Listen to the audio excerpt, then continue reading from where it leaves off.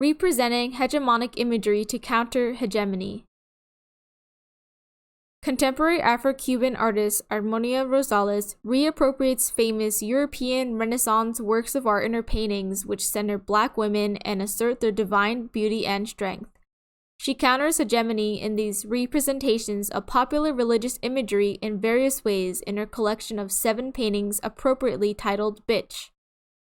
Even in this acronym, which stands for Black Imaginary to counter hegemony, Rosales demonstrates her skill in reappropriation by giving new meaning to the word bitch, commonly used as a derogatory term for women. One of the pieces in this collection, The Creation of God, also the work that gained the most notorious publicity, is a reinterpretation of Michelangelo's Creation of Adam painted on the ceiling of the Sistine Chapel in Rome. Instead of showing a white god giving life to a white male Adam, Rosales depicts a Black grandmother clothed in a pink dress surrounded by Black female angels reaching out to a nude Black woman.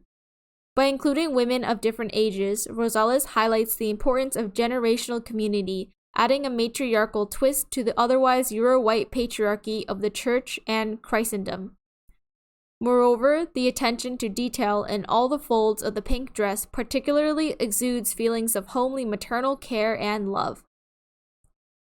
Given that this work is a direct reference to Michelangelo's Creation of Adam, at first glance, this scene appears to be another creation of humanity painting. However, Rosales' title for the work, The Creation of God, subverts this expectation and complicates who is giving life to whom. This unclearness on which figure is God feeds into the idea that humans were created in the likeness of God and further uplifts Black women into divine beings. In this way, the painting opposes traditional Christian ideas in more ways than one by rewriting the narrative to show God as a Black woman and suggests the interdependence of God and people, or at least a more balanced relationship as opposed to a completely one-sided one where God is the dominant, overarching ruler and creator. Renee Cox, another contemporary female Black artist, similarly interrogates and builds off that idea in her short film titled Sacred Geometry. Here, Cox also blurs the line of mortal and divine through the abstracted symmetrical interlocking of numerous bodies and faces of multiple sizes. Another work by Rosales in this collection, The Virtuous Woman, reappropriates Leonardo da Vinci's Vitruvian Man. This drawing, also known as the Canon of Proportions, was in some essence a standard of beauty and showed the divine connection between the human body and the universe through symmetry.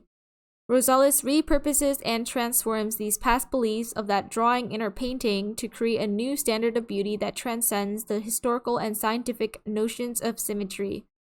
First, it is significant that she decided to recreate the drawing through oil painting, because oil painting has historically been used by Europeans and associated with the hegemonic history of domination, exclusion, and appropriation. By using oil painting, Rosales acknowledges and uses this history to further add meaning to her work, exemplifying the various ways she has reappropriated tools and ideas historically associated with Euro-white supremacy. Also, with the oil paint, Rosales is able to realistically render the skin with a complex depth in contrast to the plain, colorless flatness of Da Vinci's original drawing. This vividness highlights and shows the beauty in blackness. Furthermore, the three-dimensionality of the Black woman's subject causes her to pop from the manuscript-like background, more closely similar to Da Vinci's drawing, creating an ethereal, transcendent effect. This physically distinguishes her from the historical and scientific document, suggesting that she cannot be encompassed or may be explained by the mere history and science of the Euro-white patriarchal system of proportions, referencing the origin of racialized beauty standards from science and religion. Moreover, this piece highlights women as being the center of procreation rather than men. It interrogates the ideal and norm for humanity to be represented by a white man and uses symmetry to again show the divinity and beauty of Black women. Going back to Renee Cox's Sacred Geometry, Cox also, through the use of mandalas, utilizes symmetry to show the divinity of Black women.